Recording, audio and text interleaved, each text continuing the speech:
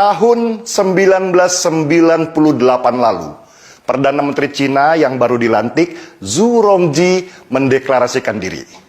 Berikan saya 100 peti mati, 99 buah akan saya kirim untuk para koruptor, dan 1 untuk saya sendiri kalau saya korupsi. Pernyataan Zhu Rongji ini bukan main-main, bukan sekedar manis di bibir, tapi dia benar-benar melaksanakan amanatnya. Tidak berapa lama sesudah dia berniat memberantas korupsi di Cina yang sudah berakar di sana, seorang pejabat Partai Komunis Cina ditangkap dan dihukum mati. Padahal orang itu adalah teman satu partainya sendiri. Koruptor itu diarak di jalan, ditembak di belakang kepalanya.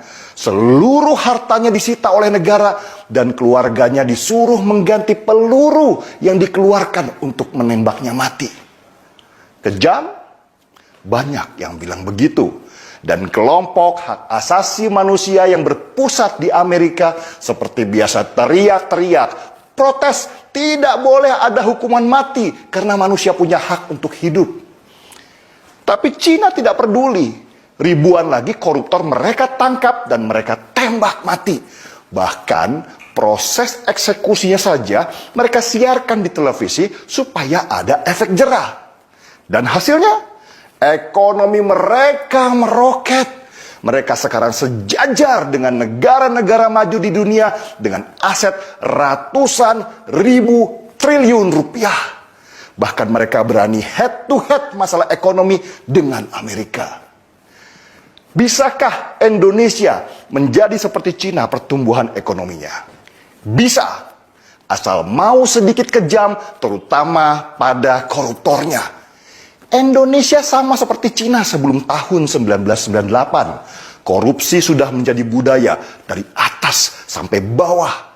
Kalau nggak korupsi, rasanya badan nggak enak. Soalnya di sekitarnya begitu semua. Pertanyaannya, beranikah Indonesia?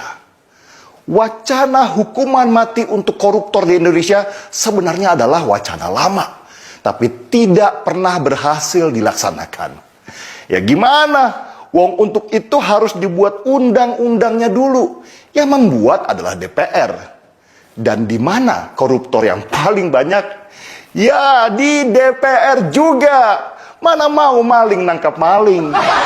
Selain itu, perangkat hukum kita seperti KPK juga gak bersih-bersih amat. Bukannya sibuk membangun sistem supaya orang tidak bisa korupsi, malah main politik.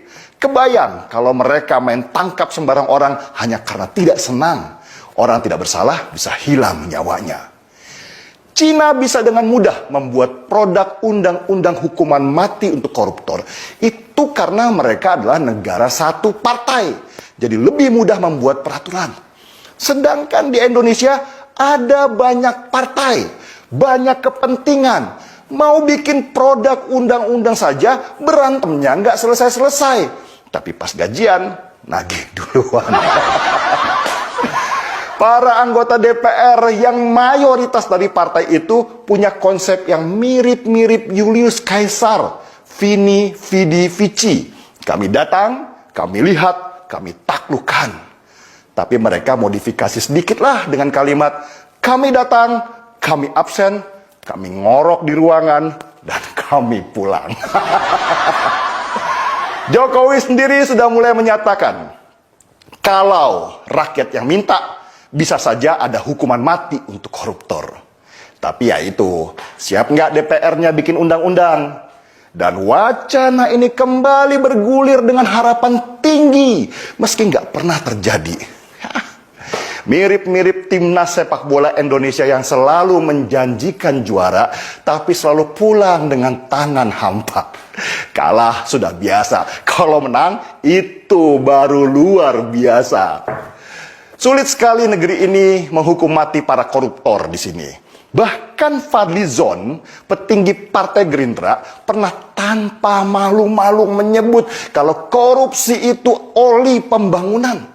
Kalau nggak ada korupsi, negara nggak jalan. Nah loh, gimana mau bikin undang-undang? Mungkin hanya di Indonesia koruptor diperlakukan seperti raja.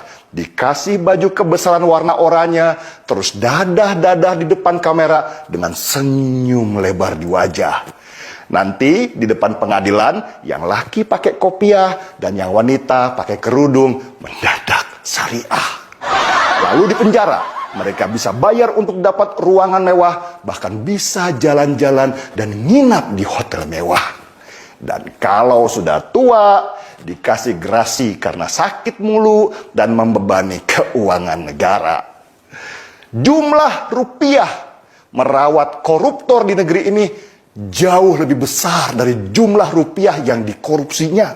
Sedangkan di Cina, peluru saja harus dibayar oleh keluarganya yang sudah dimiskinkan semiskin-miskinnya. Masih jauh panggang dari api bicara hukuman mati untuk para koruptor. Jangankan melawan Cina, melawan negara kecil seperti Vietnam aja, kita masih kalah. Sedih kan? Marki Bong, mari kita seruput kopinya.